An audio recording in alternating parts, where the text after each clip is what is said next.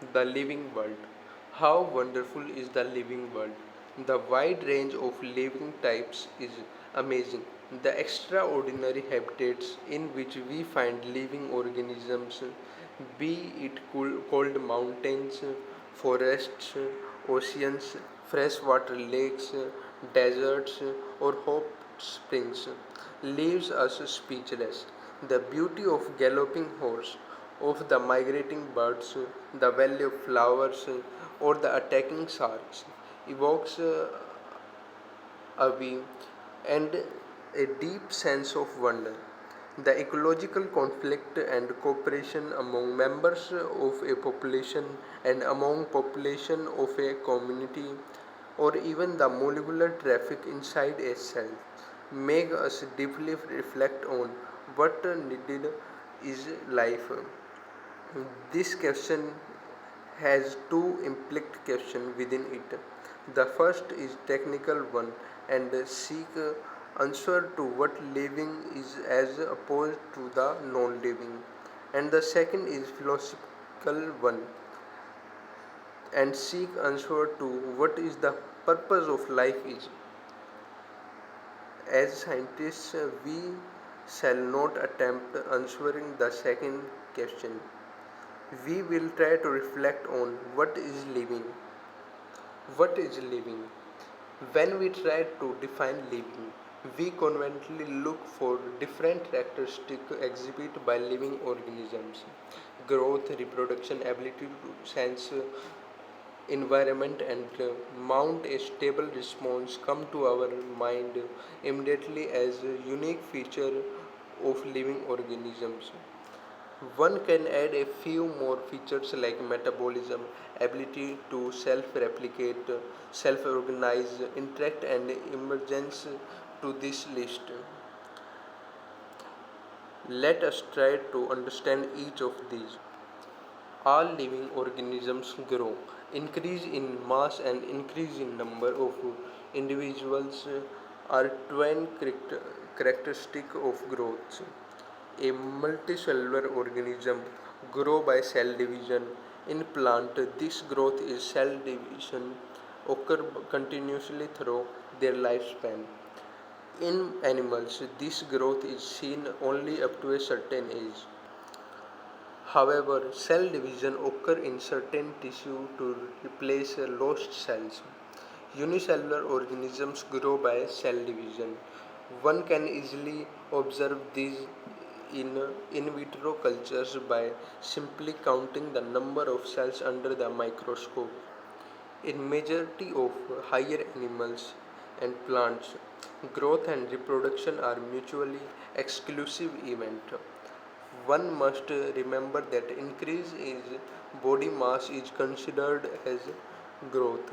Non-living object also grow if we take increase in body mass as a criteria for growth.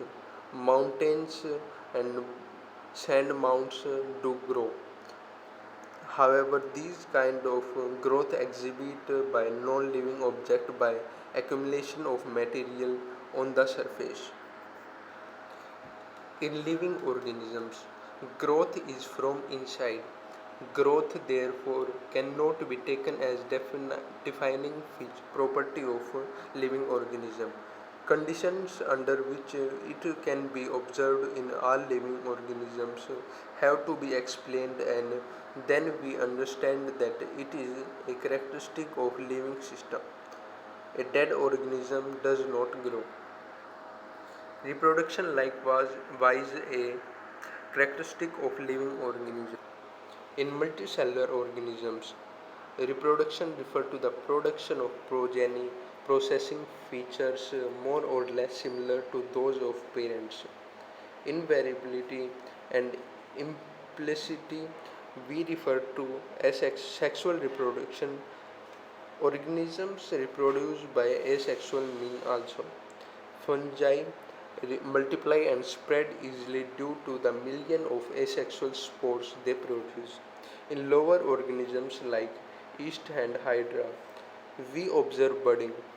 In plain area flatworm, we observe true regeneration, that is, A fragmented organism regenerate by the lost part of its body and become new organism.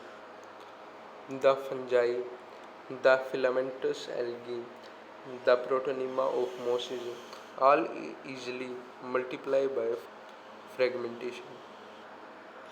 When it come to unicellular organism like bacteria, unicellular algae or amoeba, reproduction is similar with growth, that is increase in number of cells. We have already defined growth as equivalent to increase in cell number or mass. Hence, we notice that in single celled organisms, we are not very clear about the usage of these two terms, growth and reproduction. Further, there are many organisms which do not reproduce, moles, sterile worker bee, infertile human couples, etc. Hence, reproduction also cannot be an all inclusive defining characteristic of a living organism. Of course, no non-living object is capable of reproducing or replicating by itself. Another characteristic of life is metabolism. All living organisms are made up of chemicals. These chemicals, small or big, belonging to various classes, size, functions, etc., are continuously being made and changed into some other biomolecule. These conversions are chemical reaction or metabolic reactions. There are thousands of metabolic reactions occurring simultaneously inside living organisms, be they unicellular or multicellular. All plants, animals, fungi, and microbes exhibit exhibit metabolism. The sum total of all the chemical reaction occurring in our body is metabolism. No non-living object exhibit metabolism. Metabolic reaction can be demonstrated outside the body in a cell-free system. An isolated metabolic reaction outside the body of an organism performed in a test tube is neither living or nor non-living. Hence, while metabolism is defining feature of all living organisms without exception, isolated metabolic reaction in vitro are not living things but surely living reaction. Hence, cellular organization of the body is the defining feature of a living form.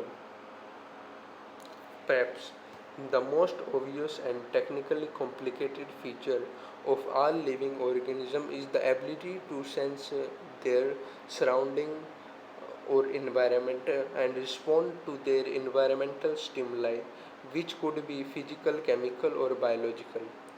We sense our environment through our sense organs. Plants respond to external factors like light, water, temperature, other organism, pollutants, etc. All organisms from the prokaryotes to the most complex eukaryotes can sense and respond to environmental cues. Photoperiod affect reproduction in seasonal breeders, both plants and animals. All organisms handle chemical entering their body. All organisms therefore are aware of their surrounding. Human being is the only organism who is aware of himself. That is has self consciousness. Consciousness therefore becomes the defining property of living organism.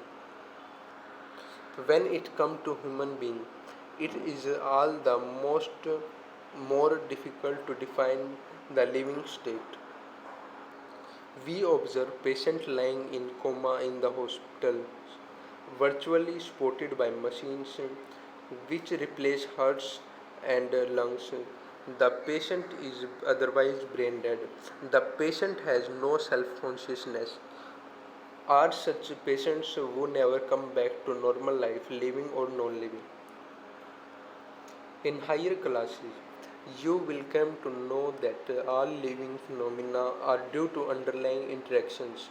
Properties of tissues are not present in the constituent cells but arise as a result of interaction among the constituent cell.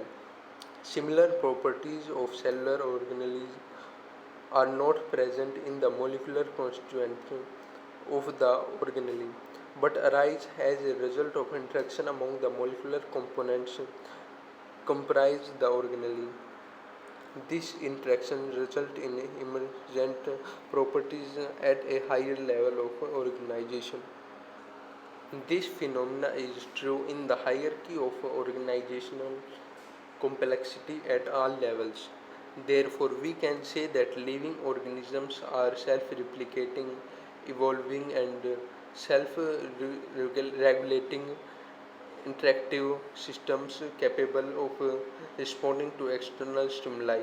Biology is the story of life on earth. Biology is the story of evolution of living organism on earth. All living organisms, present, past and future, are linked to one another by the sharing of common genetic material but to varying degrees.